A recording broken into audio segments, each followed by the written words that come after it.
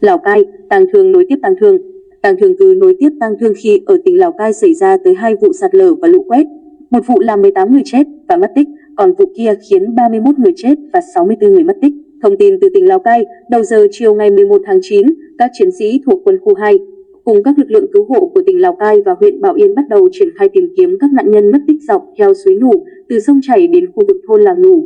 Còn 64 người mất tích, 31 người đã thiệt mạng. Lực lượng cứu hộ gồm hơn 600 người thuộc quân đội, công an và người dân địa phương đã tìm thấy thêm một thi thể.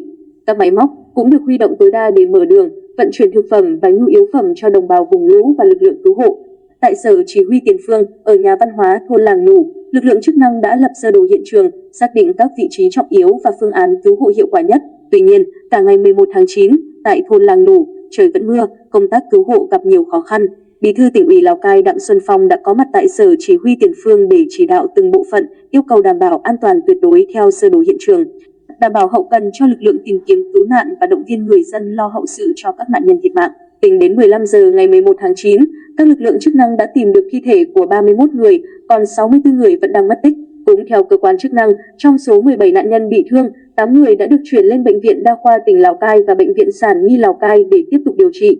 Trong đó có 2 bệnh nhân đang trong tình trạng thương tích rất nặng do bị vùi lấp trong bùn đất suốt thời gian dài. Một số bệnh nhân khác chưa rõ thông tin và không còn người thân. Hiện nay, công tác cứu chữa người bị thương, chăm lo hậu sự cho người đã mất và tìm kiếm người mất tích đang được chính quyền tỉnh Lào Cai đặc biệt quan tâm. Bước đầu, tỉnh đã hỗ trợ 25 triệu đồng cho mỗi trường hợp tử vong và 5 triệu đồng cho mỗi người bị thương. Thêm một vụ sạt lở tang thương khác, trong khi vụ thảm họa tang thương ở thôn Làng Nủ còn chưa tìm kiếm được hàng chục nạn nhân mất tích thì cũng trên địa bàn tỉnh Lào Cai tiếp tục xảy ra một vụ sạt lở tang tóc khác.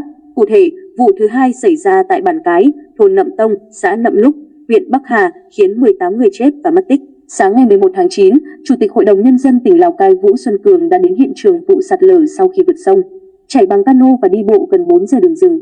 Theo Ban Chỉ huy Phòng chống thiên tai và tìm kiếm cứu nạn huyện Bắc Hà, vụ sạt lở đất này xảy ra khoảng 13 giờ 30 ngày 10 tháng 9. Đất đá sạt xuống đã vùi lấp 8 hộ dân, làm 5 người chết, 13 người mất tích và 11 người bị thương. Xóm Bản Cái là nơi cư trú của 15 hộ với 80 nhân khẩu, đều là đồng bào dân tộc Mông. Vị trí xảy ra sạt lở nằm trên núi cao và không thể huy động các phương tiện, máy móc chuyên dụng nên công tác cứu hộ hoàn toàn dựa vào sức người và các biện pháp thủ công. Việc tìm kiếm các nạn nhân còn lại đang được các lực lượng chức năng triển khai khẩn trương và quyết liệt trong điều kiện thời tiết và địa hình cực kỳ khó khăn.